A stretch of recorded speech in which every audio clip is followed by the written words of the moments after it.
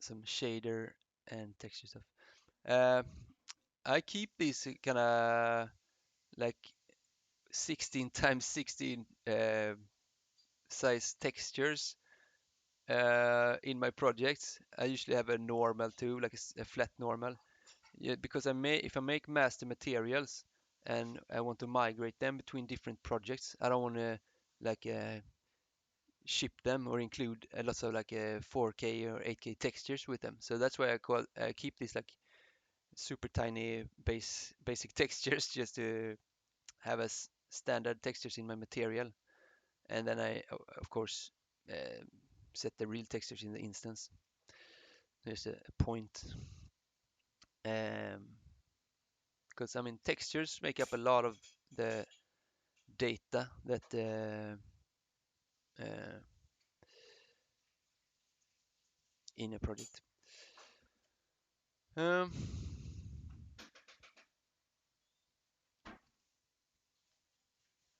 all right,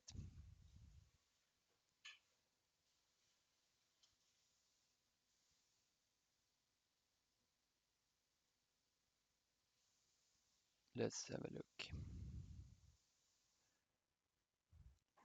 Yeah, see, some of you have made some really cool vertex shaders, and I mean that's looks really cool. Um, I'll just start to make a new material to get some basics in there too. World position offset. I usually call them vertex shaders, but in Unreal they call it world position offsets. So a lot of time, if you're searching documentation or whatever, it's just WPO or basics.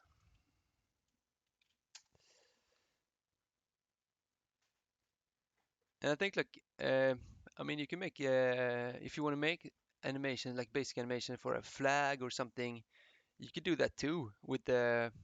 I mean perhaps you want to make a simulation because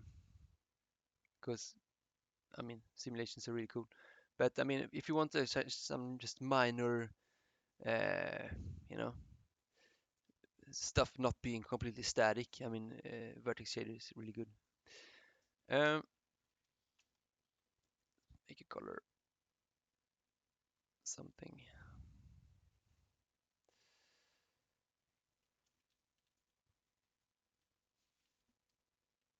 Yep. Web position offset. Make a vector float 3. And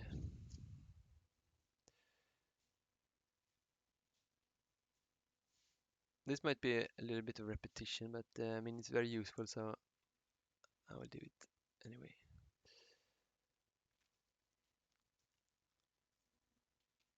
Texture. So this one, the rainbow looking thing, I actually made this one in 3D Studio by actually making a wave deformer on a plane and using an orthogonal camera and a fog that I matched to the depth of it. So it's handmade, even though, but it's quite accurate. So what it is a sine curve, one complete cycle, and it's a cosine curve, and it's a sine curve with a 90-degree offset to it on the so RGB respectively, and that makes this beautiful rainbow, which was a surprise to me. Um, and it's if you do stuff like this, of course, it's linear color. You don't want the sRGB, which is exponential, then you will not get the nice looking sine curves. Um,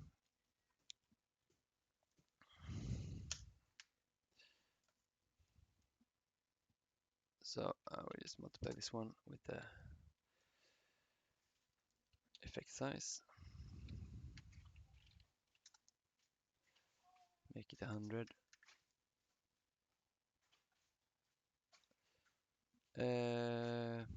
And I will put it straight in here.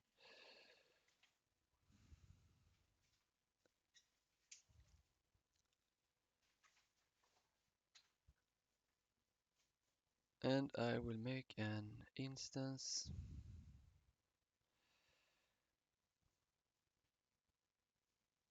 And I will apply that to our cube here. Why not do a dodeca?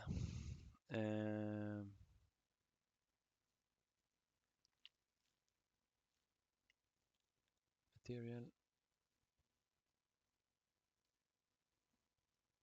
Dodecahedron. Put this mesh here. Go in here.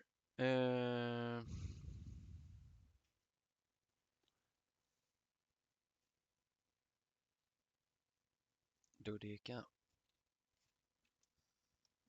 Oops.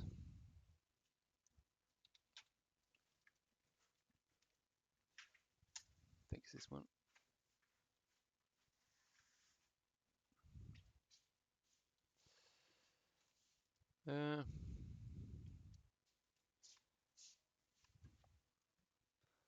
Don't know what's going on with my Android 3.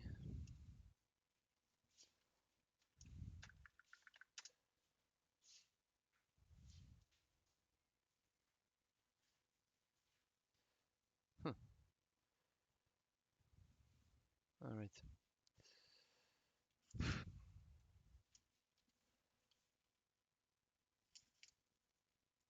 Yeah.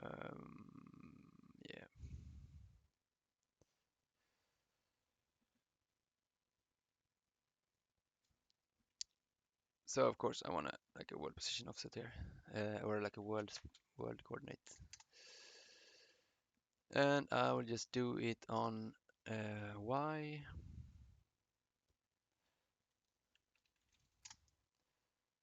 So that would be the I would put the y coordinate mask, and I would mask the g, which is a y coordinate of the world space, and I would put that into the u, or it says x here, but the first coordinate of the texture. What's wrong with this one? Okay, float 2.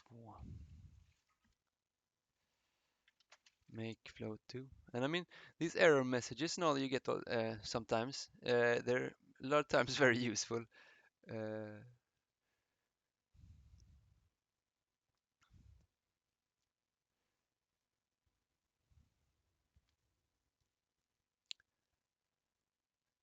and I will do a multiply this one to get a spatial frequency.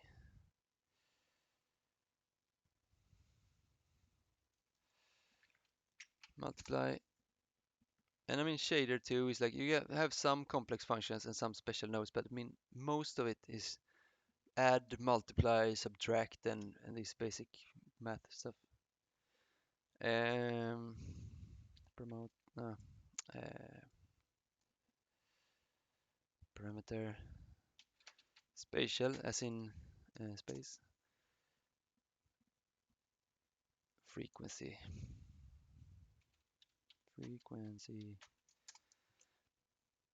and I will start by having it at 1. And you never want like unconnected pins. Like what's going on here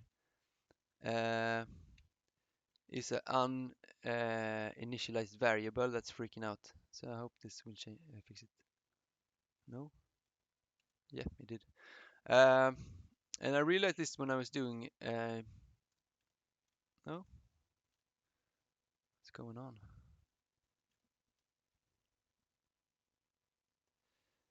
It can a lot of weird behaviors can be caused by initialized variables. For some reason, 0.5. It is freaking out on me.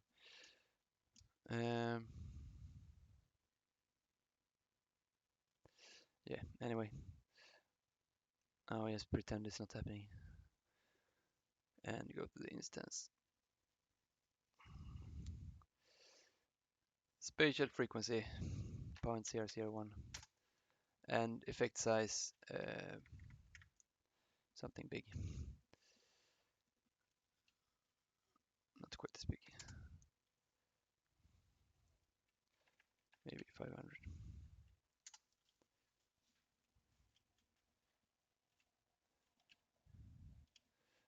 Yeah, and same as particles. We have a strange display here.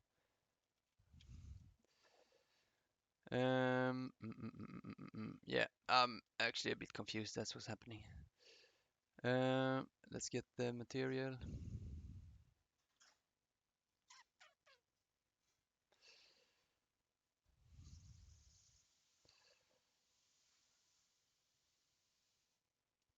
So I actually want to use this make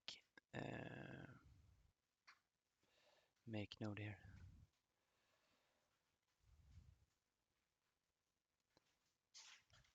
It's stable. So I mean, a lot of time this is what happens if you do like do stuff, even if you're not making a demo. Yeah, you will forget to connect something or do something a weird way, even though you might know how to do it. And debugging is like, I mean, not half the job, but it's quite a lot. All right. So what's going on here is it's making a kind of a curve here on the y coordinate and applying it to the x coordinate of the deformation. So let's get the instance here and decreasing the I mean, you can't really drag this slider, but half the frequency, we get that twice the size of the curve, and half of that, we make an even larger curve.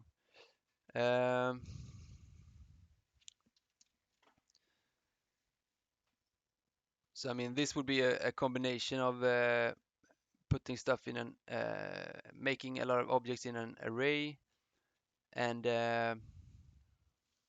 and deforming it a bit with a shader. So, and I find it like sometimes some things are easier to do in the shader, some are more efficient or easier, and some stuff is easier to do in Blueprint. And the the answer to the situation is a lot of times a combination of the two. Um, and of course, if you put time into this, um, no,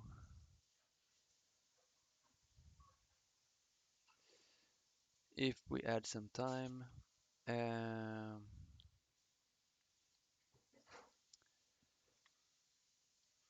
time, and yeah, this is an important point.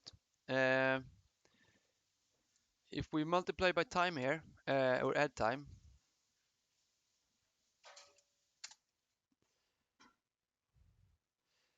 um, time multiplied by speed,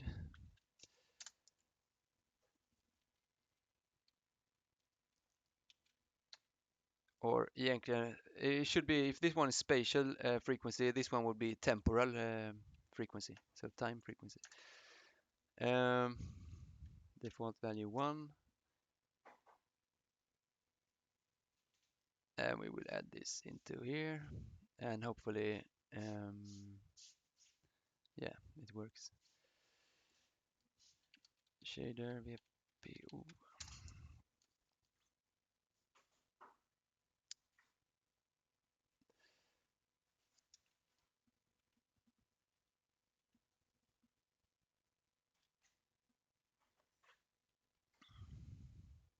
Speed is no.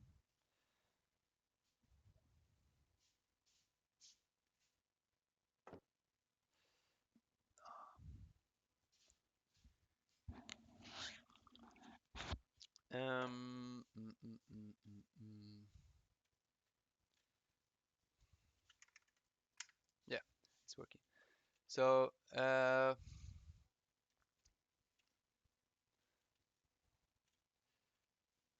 now we have some animation. If I change the speed here, it will jag a lot if I do it in game time, because um,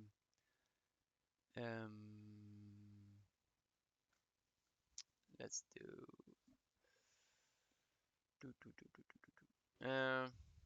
because it will multiply the entire time, and so if you change the speed from 10 and time has passed 10 seconds. 10 times 10 is 100.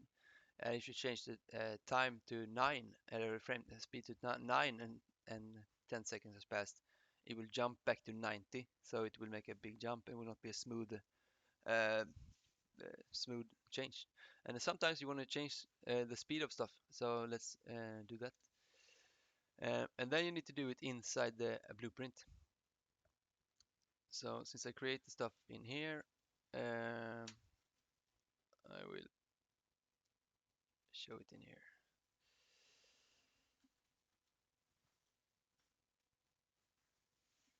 Okay.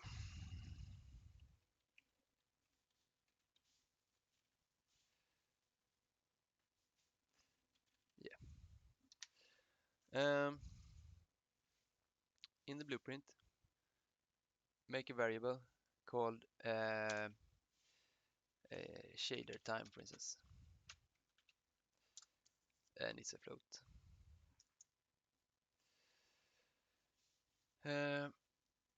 And we'll make another one called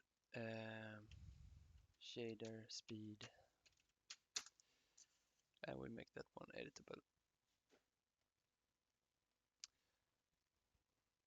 And just to get hold of the material, I will do a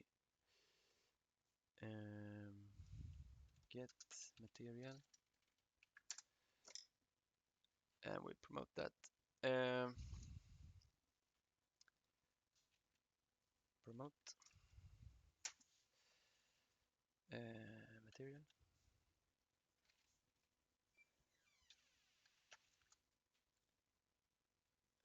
Source, I will call it material source, because we will make a dynamic material instance. So, for instance, connect this one. I will go into the event graph, and I will throw this one away, and I will start on begin play. I will create I will assign a dynamic material instance to everything. So I will I don't, maybe I can do it here. Here we're in the loop, so take this mesh,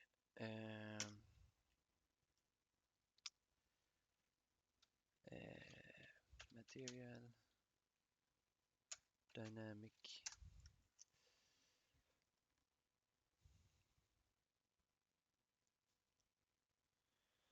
Let's see, I'm not 100% this will work, but I will try it. So create dynamic material instance. To be able to change a material parameter during gameplay or runtime, you will need to have a dynamic material instance. So source material is the one we have here. Actually, we only don't want to do this one time, so we won't do it in a loop.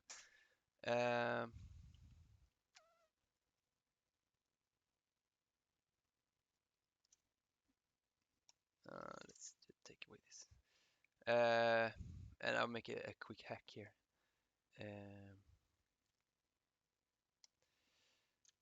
I will actually set the material here.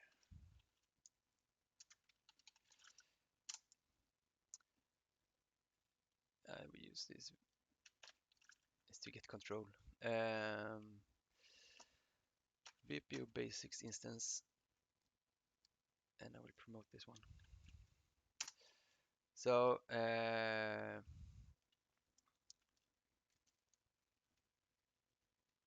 material source.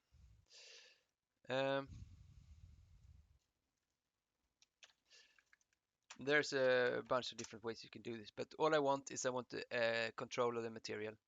So now I'm actually setting the material to each one here after, so I'm sure it's the same one. And then when the loop is completed, reroute.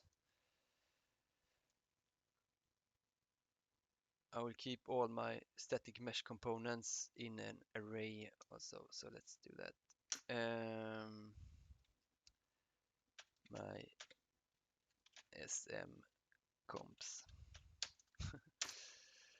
and that will be a static mesh component object reference, and it would be an array like that. So drag that out, and this is a bit backwards sometimes. Like you're getting the array, but then you can add unique to it. So you're getting the reference to the array to modify it. So now we're just storing all our new static mesh components in this array here. So you can access them and assign the dynamic material instance. So down here, when the loop is finished from completed, we will create a dynamic material instance. Create dynamic material instance. And this is the source material. So this is the same one as we used to. Actually, I didn't even have to do this one, but anyway. This is the source, and we promote this one, and this is our dynamic material instance, dynamat_inst. And you know what? I will do this here. I will do this before, and then I can just assign it here. So x, and I apologize for the I hope it's not confusing too much. So first of all, before I do anything, I will create this dynamic material instance, and then over here, I think we can use this the regular set material to assign this one, and we assign the dynamic material instance instead.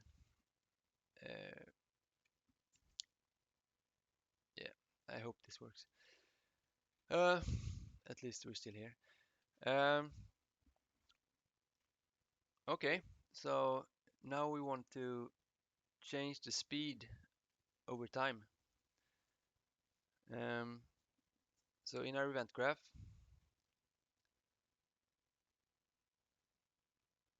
let's see what the parameter is called. It's called temporal. I will call it temporal speed, temporal frequency.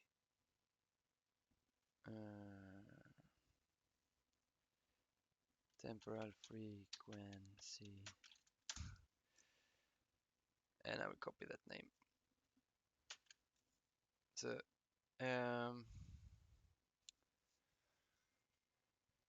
in here,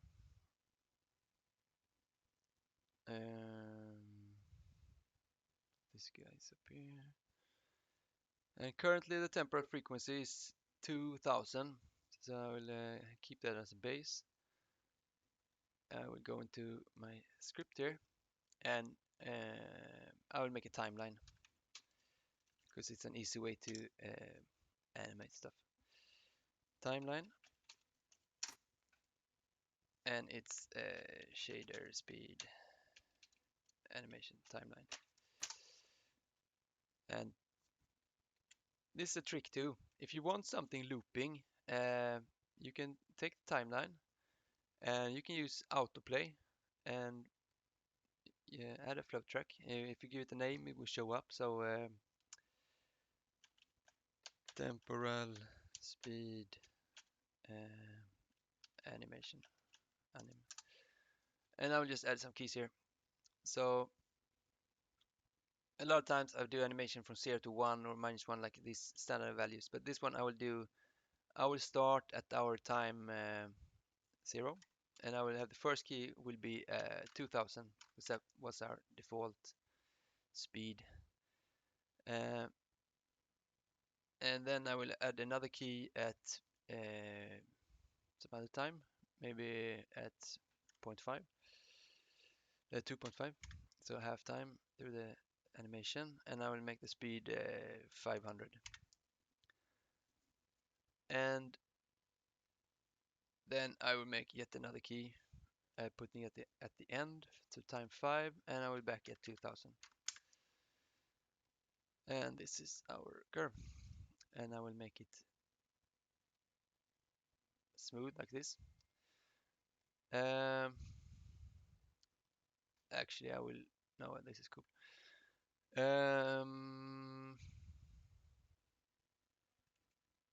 Yeah, event graph. So this animation, since I put it on autoplay, it will play from start. I will actually put it on loop too. This one, last key, will make the length of the animation the same as the last key. For this one, it doesn't matter because the last key is on the last time. Ignore time dilation. I mean, if you do like slow motion effects and stuff like that, this one is important.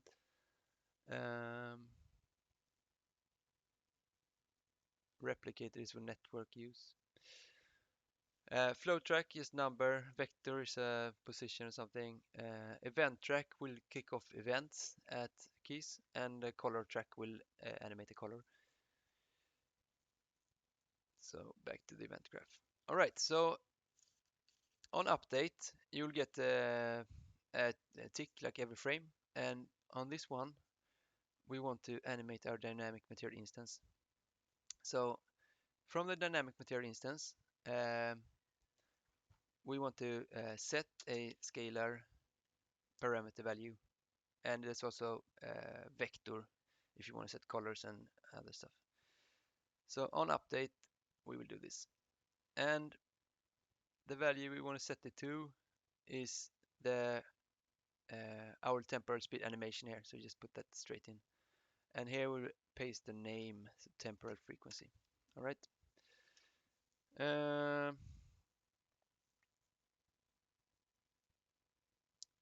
But one more thing we need to do to make this work is that we can't have time here.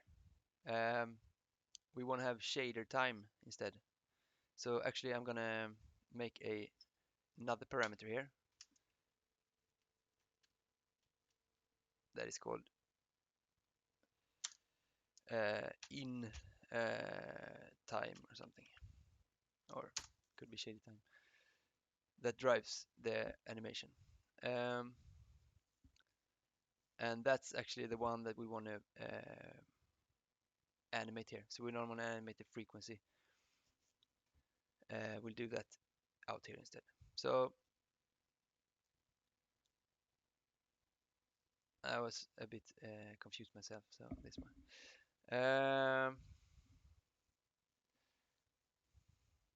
So to make it clear, I will go back here and I will put the temporal frequency on 1, and we'll make all the calculations in the blueprint instead. So compile this one too. Save it at least. So instead of using time and temporal frequency, we'll actually make our own shaded time here. So on tick, I will promote delta time, tt, and I will use our own shader time here. And this is the one we're going to set here. No, we're actually going to set it here. I apologize for being, I had to think a little bit here. Shader time.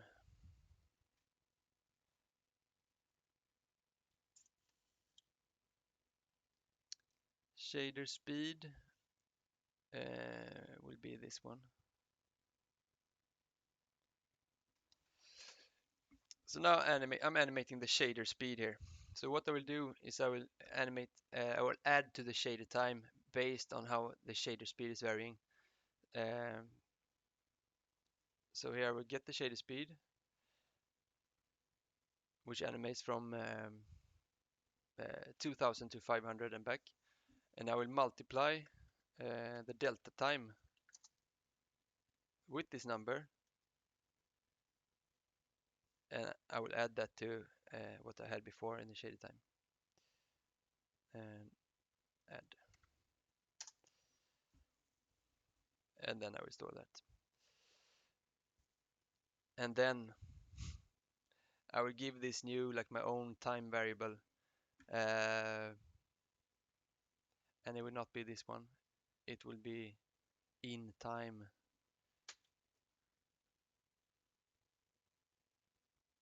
like that. And now I set it. Okay, that was a mouthful. Let's see how it goes. Um, so now nothing is happening, even though I have real time on here. But if I play, let's hope.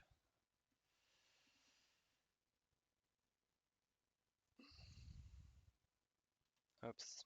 I need to have a default pawn or something instead. Let's go have a spectator. No. There is one kind of useful pawn when I started out called the if you just want to fly around thing, you can have the default pawn. So make a new blueprint, search all classes for default pawn, and just add it and call it like a fly around pawn or something. Fly around pawn, and I will place it here and auto possess it.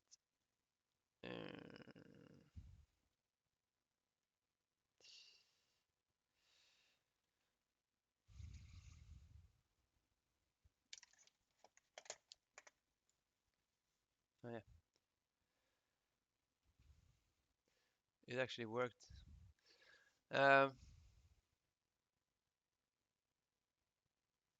Kind of, at least.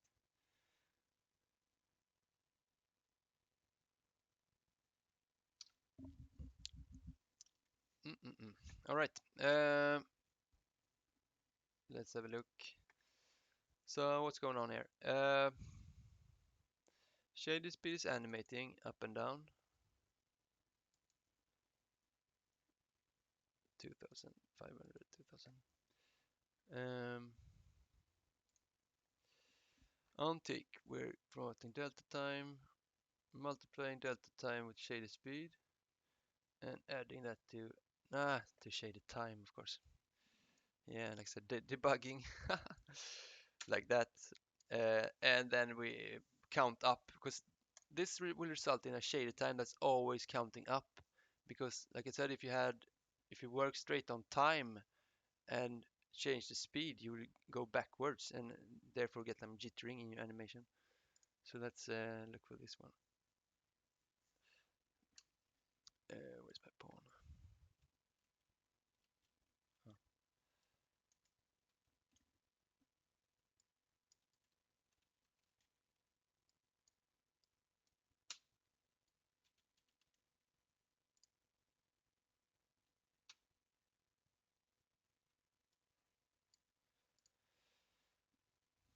So now it's slowing down, and now it's speeding up again. And now it's slowing down, and now it's speeding up again. So, yeah. And this could be, of course, any like time-driven effect. And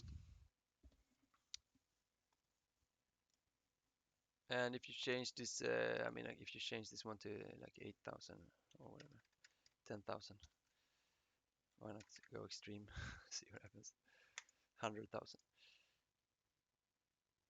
And then it slows down again. And it's no jittering except for the extreme speed here. Um,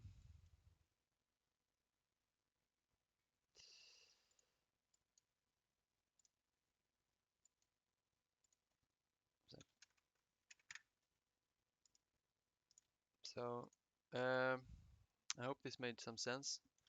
Speeding up, slowing down, speeding up, and slowing down. So that's just a basic trick to make smooth animations. And I mean, a lot of time you want to change things. In my opinion, one thing that really makes a presence in playing a game, like in this experience, is that you feel like you affect the world. So when you come in, something happens. It's not just as like a static theater thing. It's just you affect the world. So of course, it's really useful to be able to change the speed of effect when the player comes close or whatever. Yeah. All right. Do you have any questions on this one?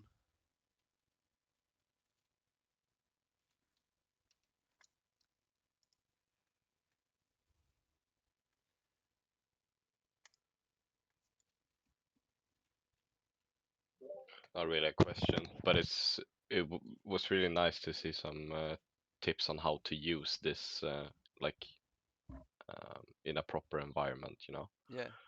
Um, I could really see this being really useful if you're yeah. There's tons of stuff to do with this. Yeah. Whereas the grid thing Yeah. that you can optimize a lot of assets. That's good, but I didn't really see the use for it. Yeah. So thank you so much.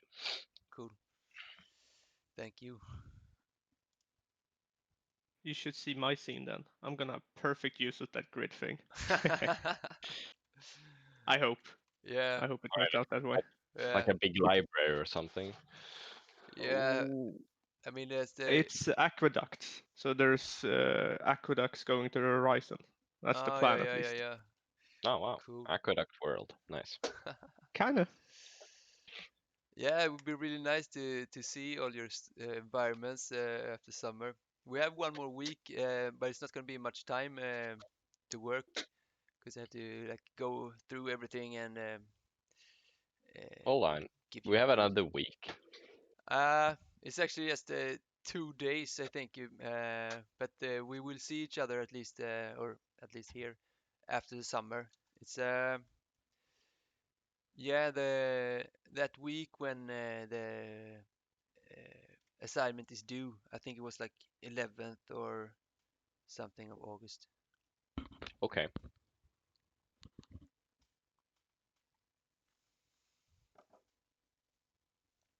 But I believe the 11th was on a Tuesday or something, so it's not much time. And then I'm gonna spend like 3 days looking through all the beautiful environments. Uh, Fingers crossed. we'll see about yeah, that. yeah, and and I want to give like proper feedback and everything, so I have to Yeah, nice. reserve some time for that. Yeah, this stuff takes time, right? Doesn't it? Yeah, yeah, and I mean, it's all a journey. I mean, like the whole of life is a journey to to learn. And actually, for me, like when I got like tired of 3D and games was when my learning curve was kind of starting to flatten a bit. Then I was then it was not that interesting anymore. So then I had to quit and do other stuff for a few years. But now I'm back. Um, all right.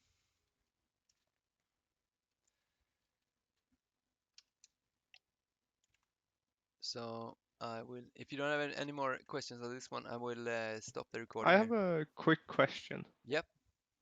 How does it, like, if you instance objects, Yeah. how does light react to the instance object? It works fine with the lighting and bakes and everything. I think Okay. foliage, and I know foliage is a type of instance actor. So and like you can use vertex shaders on it, but what I saw like today was that actually for some cases static mesh components was faster. So it's nice to try both.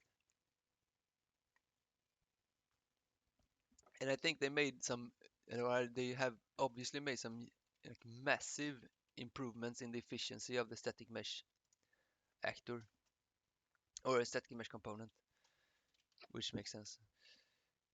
And I mean, these guys, I think he made is all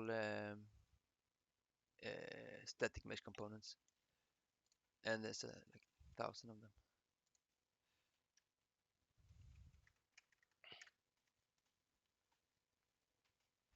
Let's see if my Unreal explodes or not. Yeah, I mean, there's always a possibility. Like you saw like when you haven't saved and you like punch in a number that's huge and like, oh fuck it, I can't crash it. Epic Killer. Ja, ursäkta. Yep.